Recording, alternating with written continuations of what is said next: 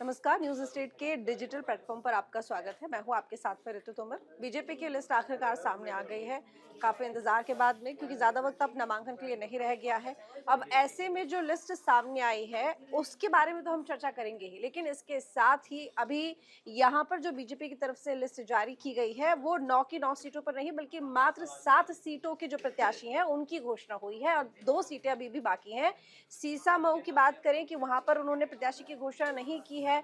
इसके साथ ही मैं आपको ये भी बता दूं कि सीसा मऊ के अलावा एक और सीट है, मीरापुर सीट, जिसको लेकर प्रत्याशी की घोषणा नहीं की गई है। अब वो क्यों नहीं की गई है, क्या है वजह, क्या है समीकरण, क्या है तस्वीर, उसके बारे में पूरी बात करेंगे। मेरे साथ में अरुण जुड़ेंगे वीडियो में, जो सबसे पहले तो हमें ये बताएंगे कि प्रत्याशी कौन कौन है जिनको इस चुनाव में मौका मिला है प्रत्याशी के तौर पर चुनाव लड़ने का, और वो कौन सी ऐसी जो सीट है, दो जिनका मैंने अभी नाम लिया, जिन पर यहाँ पर जो बातें हैं कई आ रही हैं, क्योंकि हम लगातार यहाँ पर डिस्कस करते आ रहे हैं कि जो अपना दल हो गया, या फिर हम यहाँ पर बात करें रौलौत को लेकर कि इनकी तरफ से सीटों की मांग की जा रही है। दिल्ली में डेरा डाले हुए हैं संजय निषाद, लेकिन उनकी वजह से इन सीटों पर प्रत्याशी की घोषणा नहीं की गई है, या कुछ और वजह है? देखिए, सबसे पहले तो जो 7 सीटें वैसे तो बीजेपी को इतना टाइम नहीं लगता है अपनी लिस्ट बनाने का। सबसे पहले हमने देखा था कि जो जम्मू कश्मीर के चुनाव थे या हरियाणा के जो चुनाव थे विधानसभा के, उस पे बीजेपी की ओर से सबसे पहले लिस्ट्स जारी की गई थी। हालाँकि हम्म। हंगामा उधर भी हुआ था। अब ये यूपी के उपचुनाव में सबसे पहले सपा अपनी लिस्ट जारी कर देती है और बीजेपी को इतना टाइम लग जाता है अपनी लिस्ट जारी करने में। इससे हम्म। पता लगता है कि कहीं न कहीं जो गठबंधन है, वहाँ खींचतान थी। हमने देखा था हम्म। कि पहले बीजेपी की ओर से ये ऐलान किया गया था या ऐसी जो खबरें आ रही थी कि बीजेपी जो है 10 में से, जो पहले इनिशियली नंबर था, 10 में से 9 सीटों पर चुनाव लड़ सकती है, जबकि हम्म। 1 सीट जो है आरएलडी को मिल सकती है। हम्म। अब जब चुनाव आयोग की ओर से ऐलान किया गया कि 9 सीटों पर उपचुनाव है, एक जो हम्म। सीट मिल्कीपुर वो छोड़ दी गई है, तो उसके बाद से हमने देखा कि किस तरह संजय निषाद जो है दिल्ली में डेरा डालकर बैठ गए और 2 सीटों की मांग करने लगे। तो ऐसा समझ में आने लगा कि एनडीए में कहीं न कहीं सीटों के लिए खींचतान है और बीजेपी या जो बीजेपी का आलाकमान है,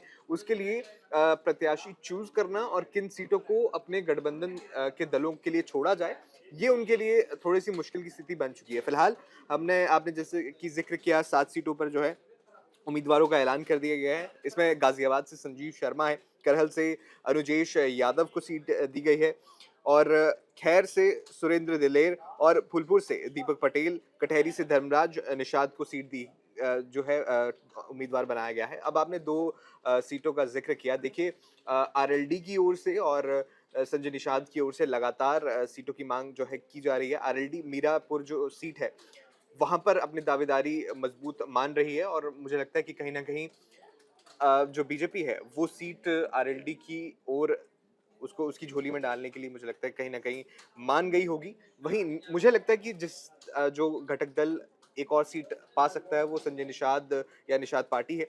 शायद एक जो सीट बीजेपी है, उनको देने के पक्ष में हो। बिल्कुल, लेकिन देखिए यहाँ पर क्योंकि सीसा मऊ की बात हो रही है और सीसा मऊ की बात करें तो ये वही सीट है जहाँ पर इरफान सोलंकी की यहाँ पर ज़ाहिर है कि उन्होंने चुनाव जीता था, लेकिन बिल्कुल, अभी उनके ऊपर केस चल रहा था जिसकी वजह से वो जेल में है, तो उनकी जो रद्द हो गई रद्द है, हो गई थी। हाँ, अधिकार। एग्ज़ैक्टली। तो ऐसे में जो उनकी पत्नी है नसीम सोलंकी, उनको प्रत्याशी बनाया गया है समाजवादी पार्टी की तरफ से।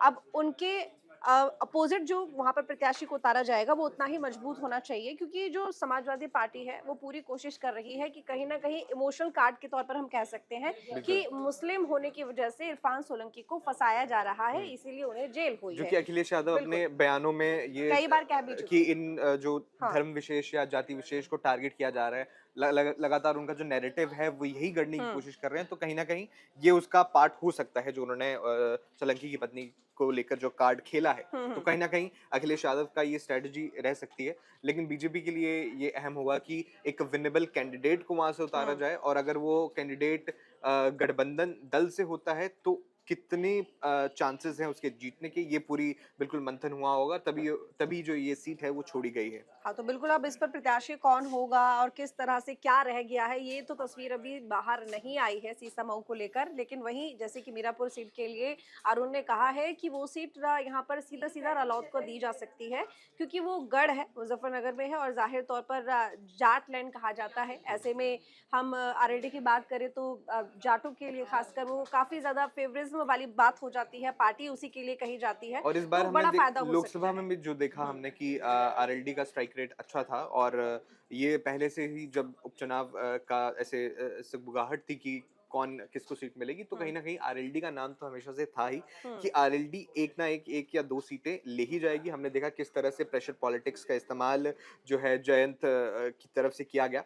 तो कहीं ना कहीं ये बीजेपी के ऊपर से पहले से प्रेशर था कि आरएलडी को सीट दी जाए, क्योंकि पश्चिम यूपी का मुद्दा है और वहाँ पर जाट या किसान एक बड़ा वोट बैंक रखते हैं। तो कहीं ना कहीं वो एक फैक्टर प्ले किया, और मुझे लगता है कि आरएलडी की ओर से या आरएलडी को दी जाएगी। हालांकि इसका औपचारिक ऐलान तो नहीं हुआ है कि निषाद पार्टी को मिले या आरएलडी को मिले, तो लेकिन संभावनाएं ऐसी जताई जा रही हैं कि एक एक सीट दोनों पार्टियां ले जाने में कामयाब हो बिल्कुल, और यहाँ जाएगी। पर जयंत चौधरी को ये भी जनता के सामने दिखाना है कि वो बीजेपी के साथ में जरूर है, लेकिन उनकी छत्र छाया में नहीं बिल्कुल। है ना? क्योंकि उनको अगर वो यहाँ पर एनडीए के साथ में आए हैं तो उसका रीजन ये नहीं है कि अब वो बीजेपी की छत्र छाया में चुनाव लड़ेंगे या उनके अंडर वो जैसा बोलेंगे वैसे रहेंगे। उनको ये दिखाना होगा कि हम किसानों के साथ आज भी हैं, हम जाटों के साथ आज भी हैं, और शायद ये भी एक बड़ी वजह है कि यहाँ पर आरएलडी ने अपनी बात रखी है और उसके साथ ही पुरजोर तरीके से कोशिश की है कि एक सीट एटलीस्ट उन्हें मिलनी चाहिए, और बीजेपी ने दी भी तो है। वो ये बात उनके बयानों से पहले से भी हाँ। झलकती आई है। किस तरह से हमने देखा कि वो केंद्रीय मंत्री होने के बावजूद उनका स्टैंड कई सारे मुद्दों पर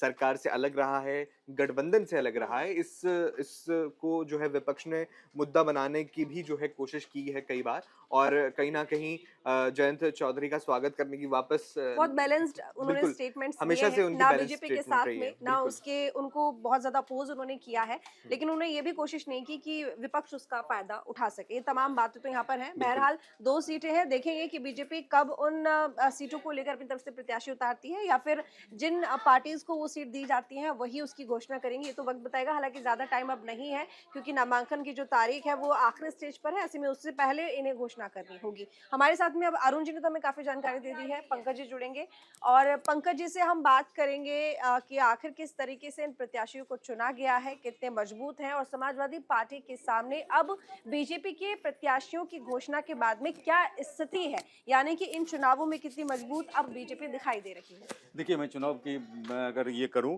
तो चुनाव का जो मुझे एक लाइन याद आता है, तू डाल डाल मैं पात पात। तो ये जो चुनाव हो रहा है बीजेपी और समाजवादी पार्टी के बीच में है, तू डाल डाल मैं पात पात। ये इसलिए मैं बोल रहा हूँ, जो देखिए बीजेपी भी ने अपनी जो लिस्ट अभी तक जारी की है वो 7 का है, समाजवादी पार्टी ने जो भी लिस्ट जारी की है वो 7 का है, बीजेपी ने अपने 2 सहयोगी दलों के लिए छोड़ा है। तो अभी कांग्रेस के लिए समाजवादी पार्टी ने 2 छोड़ा है। हालांकि समाजवादी पार्टी के अखिलेश यादव की तरफ से एक ट्वीट आया जिसमें कहा गया जो हम इंडिया गठबंधन ये मिल के हम ले रहे हैं और सारे प्रत्याशी इंडिया गठबंधन के हैं और वो समाजवादी पार्टी के सिंबल पे लड़ रहे हैं। तो वही मामला यहाँ है जहाँ समाजवादी पार्टी पीडीएफ फॉर्मूले पे लगातार जोर दे रही है। तो आपको जो ये जो बीजेपी की जो अभी लिस्ट आई है 7 प्रत्याशियों की, उसमें आप देखिए जो उसमें भी पीडीए का छाप आपको एकदम साफ दिख रहा है। तो बीजेपी का अपर हैंड मैं थोड़ा सा अभी देखूंगा, इसलिए जो बीजेपी एक जो है टफ हिंदुत्व जो है उनका, हिंदुत्व का मेन फोकस है, बीजेपी उस पर कायम है। उसके बाद बीजेपी अपना जो उनका जो स्ट्रेटजी है वो पीडीए को भी जो जिस पे कि अखिलेश यादव दावा करते हैं तो उसको भी समाहित करने की बीजेपी कोशिश कर रही है। ऊपर से जो अभी मौजूदा जो हमने देखा जो हरियाणा के चुनाव में जिस तरह से बीजेपी को फायदा हुआ, तो जो बीजेपी का अप्रत्याशित जो बीजेपी मतलब रिजल्ट रहा, तो उस हिसाब से बीजेपी अभी अपर मोमेंटम में। हालांकि जब हम उत्तर प्रदेश की बात करते हैं, उत्तर प्रदेश में अगर मोमेंटम की बात करें तो मोमेंटम निश्चित रूप से इंडिया गठबंधन और अखिलेश यादव के पास है। तो ये जो है ना, ये पूरा जब भी चुनाव है काफी मतलब रोमांचक, एक तरह से बोलते हैं T20 वाला जो मुकाबला होता है, तो स्लॉग ओवर में ये दोनों जो दल है या दोनों टीम जो आप बोली, इंडिया गठबंधन टीम और एनडीए की टीम, तो वो उस तरह से बल्लेबाजी अच्छा, और वो कर बीजेपी रही ने है। यहाँ पर सबसे बड़ी बात करहल सीट की हम बात करें, अनुजेश यादव का नाम की घोषणा की है और अखिलेश यादव के बहनोई वो लगते हैं रिश्ते में, उन्हीं के परिवार के एक व्यक्ति को प्रत्याशी के तौर पर बीजेपी ने उतार दिया ये सियासत में कोई मतलब ये नहीं है। अब हम कई बार देखते हैं जो बाप बेटे और पति पत्नी भी आमने सामने हो जाते हैं, तो मैं ये बोला ना, तू डाल डाल मैं पात पात, तो इसलिए जो मतलब सह और मात का गेम मतलब सब चल रहा है, जो कहाँ कौन कमजोर पड़े, किसकी मतलब किस नब्ज को दबाया जाए, तो वही यहाँ चल रहा है। मतलब आपको ये उपचुनाव जो है, महाराष्ट्र का चुनाव और झारखंड के चुनाव से कम दिलचस्प यहाँ का चुनाव नहीं है, क्योंकि वो बड़े पैमाने पे हो रहा है, वो विधानसभा का चुनाव हो रहा है, यहाँ उपचुनाव है। लेकिन फिर भी जो यहाँ का जो मतलब बोलते हैं जो देखिए, यूपी का चुनाव कितना जरूरी है ये तो सभी जानते हैं, और यूपी पर मजबूती जो केंद्र सरकार में कोई भी पार्टी अगर है तो उसका बीजेपी क्योंकि अब केंद्र सरकार में है, तो ऐसे में उत्तर प्रदेश में उसकी जो मजबूती है वो बहुत ज़रूरी है। अब हमने लोकसभा चुनावों में देखा कि कहीं ना कहीं पकड़ ढीली हुई है, तो इन उपचुनावों में बीजेपी को तो एनी हाउ ये साबित करना होगा कि अभी भी जनता का जो रुख है वो हमारी तरफ है, जनता अभी भी हमारे साथ में है। और अगर वो ये साबित नहीं कर पाती है तो यहाँ पर जो संदेश दिया जाता है अखिलेश यादव की तरफ से, अभी पोस्टर भी लगा दिए गए हैं महाराष्ट्र में कई जगह, आपने देखा होगा, यहाँ वो मुख्यमंत्री योगी आदित्यनाथ के लगाए गए हैं, लेकिन मैं अगर उत्तर प्रदेश की बात करूँ तो यहाँ पर भी समाजवादी पार्टी के कार्यालय की अगर मैं बात करूँ तो वहाँ पर अखिलेश यादव के लिए पोस्टर भी लगाए गए हैं, कुछ इस तरीके से कि आखिर 2027 का जो सत्ताधीश है वो कौन होगा, अखिलेश यादव का फोटो लगा हुआ है। तो कहीं ना कहीं जो संदेश देने की कोशिश समाजवादी पार्टी की तरफ से की जा रही है, अखिलेश यादव की तरफ से की जा रही है कि 2027 हमारा होगा,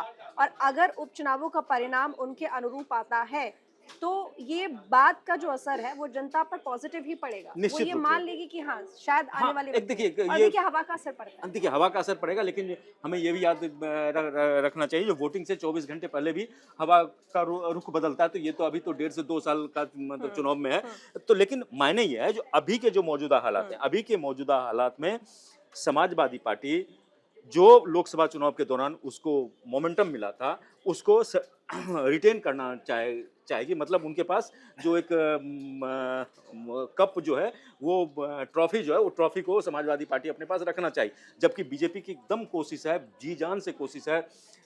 बीजेपी पिछले जब से लोकसभा का चुनाव हुआ है उसके बाद उन्होंने मंथन किया जो यूपी में क्यों उनको उनका रिजल्ट अप्रत्याशित रहा, तो उन जो खामियां रही उसको दूर करने के उस बाद फिर बीजेपी ने का जो मेन था, जो मुद्दा था जिस पे बीजेपी का मेन वोट बैंक का जो बीजेपी की राजनीति को पूरी तरह से सूट करता है वो है आपको हिंदुत्व।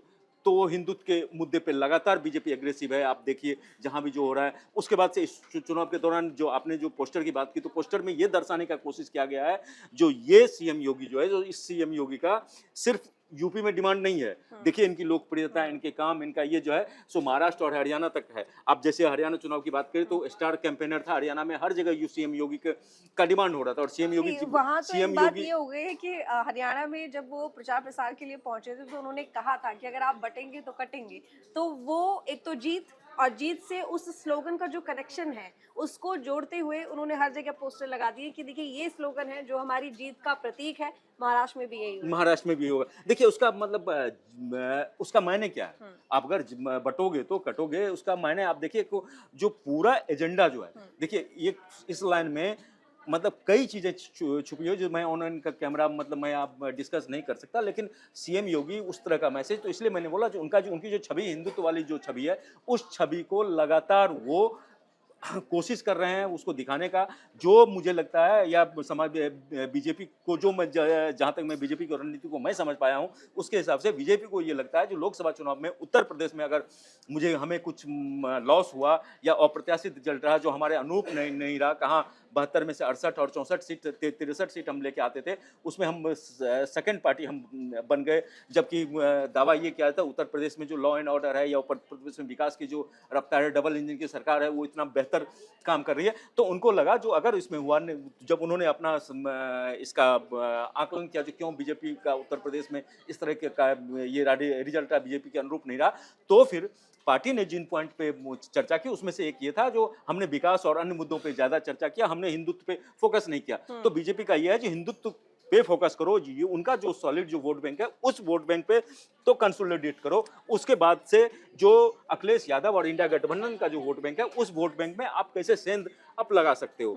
और जो लोकसभा चुनाव के दौरान जो नारे दिए गए थे, संविधान बचाओ और आरक्षण खत्म हो जाएगा, तो इन सब मुद्दों को जो इनका कहना है विपक्ष ने जो वोटर थे उनको बरगलाने की कोशिश की। तो उन मुद्दों पे भी समाजवादी पार्टी को, अगर ये चुनाव आप देखें तो समाजवादी पार्टी और बीजेपी के बीच डायरेक्ट है, तो समाजवादी पार्टी यानी इंडिया गठबंधन को ये साबित करें जो उन्होंने जनता के साथ धोखा किया और जनता को बरगला दिया, और जिसके कारण जनता के फेवर में इन लोगों ने वोट किया। तो पीडीए का जो है, आप इसमें जो अभी 7 सीटों पे आया, तो बीजेपी ने एकदम ये दे दिया, जो हमारा, जो हम तो हिंदुत्व तो हमारा है ही, लेकिन पीडीए का जो अखिलेश यादव के पास, अखिलेश यादव जो दम भरते हैं, दावा करते हैं, उनका वो भी वोटर इनसे छीन लिया जाए। तो बस उसी पे ये पूरा फोकस है। चलिए, तो ठीक है। यहाँ पर अभी समाजवादी पार्टी की बात करें तो 3 सीटें ऐसी हैं जिन पर प्रत्याशियों की घोषणा नहीं हुई है। बीजेपी की बात करें तो अभी 2 सीटें ऐसी हैं जिन पर प्रत्याशियों की घोषणा नहीं हुई है, लेकिन जल्द से जल्द आज शाम तक हो जाएगी, क्योंकि कल नामांकन,